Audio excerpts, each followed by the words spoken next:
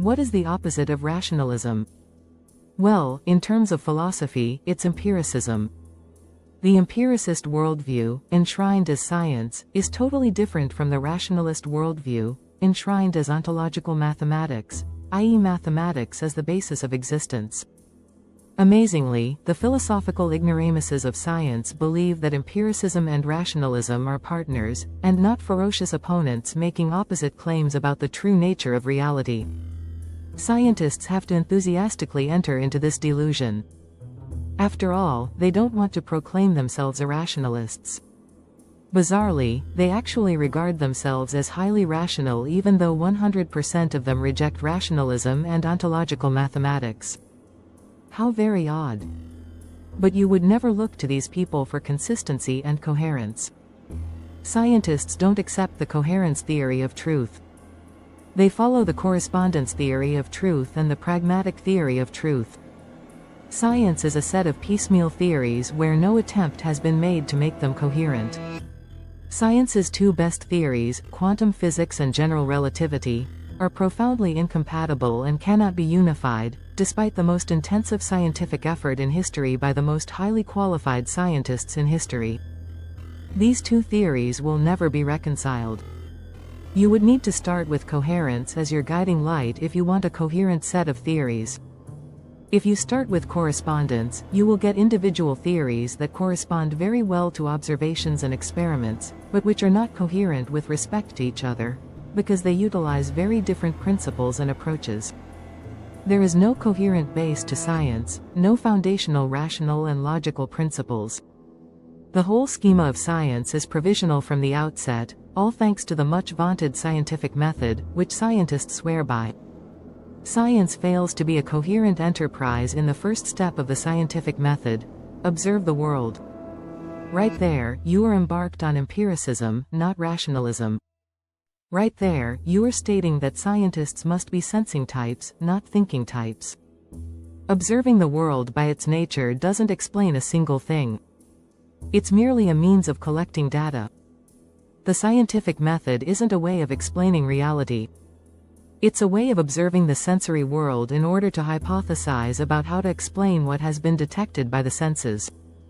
It's an automatic fail if reality in itself is unobservable. Which it emphatically is. The extreme empiricist philosopher David Hume said that we cannot know anything about causation since we cannot observe it. In other words, he said that causation doesn't exist. Scientists all follow this formula to this day: if it can't in principle be observed, then it doesn't exist. The whole causal order, the perfect means to explain things, was swept away, because it was incompatible with the scientific method predicated on observation. Of course, causation is fully compatible with rationalism and demanded by rationalism. It's the means for us to rationally and logically connect things. So, empiricism junks key ideas such as causation and sufficient reasons because they are not compatible with science's method. Science rejects the ultimate principle of explanation, the principle of sufficient reason, the PSR. Logic has no formal role in science. Eternal and necessary truths are totally rejected. Mathematics is deemed an invention. It's called an unreal, man-made abstraction, which didn't exist before humans thought it up, just as they thought up the English language and other languages. Rationalists do not agree that math was invented by humans. Math is a set of eternal and necessary truths. You think about these using reason and logic. You don't observe them. The scientific method has nothing to do with them.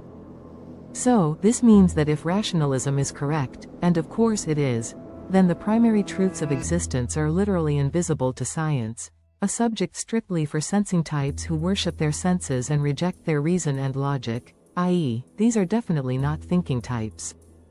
Rationalism and the mathematical method are for thinking types.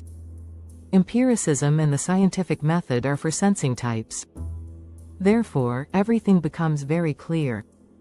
We have a simple choice to make. Is reality about rationalism? Is it deductive, coherent, logical, causal, with a sufficient reason for everything? It is complete and consistent? Is it foundationally about mathematics, ontological mathematics? Or is reality about empiricism?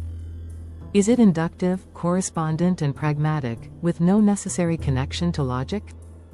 Is the PSR nonsense, meaning that nothing has a sufficient reason? Is causation nonsense, meaning that we live in a causal world? Can randomness, indeterminism, statistics and probabilities replace causal explanations? That's what scientists now claim. Of course, once upon a time scientists were strict determinists. Now they're the opposite. They have done a 180. Well, that's science for you. It doesn't operate according to any unchanging rational and logical principles. In fact, it rejects these. It has no need of eternal and necessary truths. It has randomness. It loves the temporal and contingent, and it summons them into existence from non-existence using good old randomness. This is of course 100% irrational and illogical, but never forget that science rejects rationalism and claims it's a false worldview, i.e., it believes that reality is either totally irrational or only partly rational. It is never clear in its claims, so it's hard to work out what scientists actually believe. It's not as if they write out their position clearly, consistently and coherently. They believe it's smart never to commit to anything in writing. Science 100% rejects the principle of sufficient reason, but you will never find that stated anywhere in science, or any disproof of the PSR offered.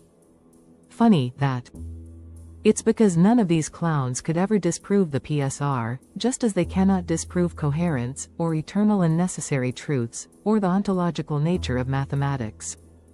They dispense with proof in favor of ideology and faith. Science is a religious faith. Never doubt that.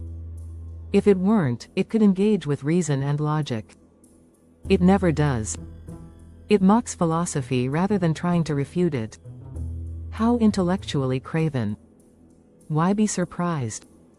Scientists aren't intellectuals. They're functionaries and technicians and fanboys. And trolls, of course.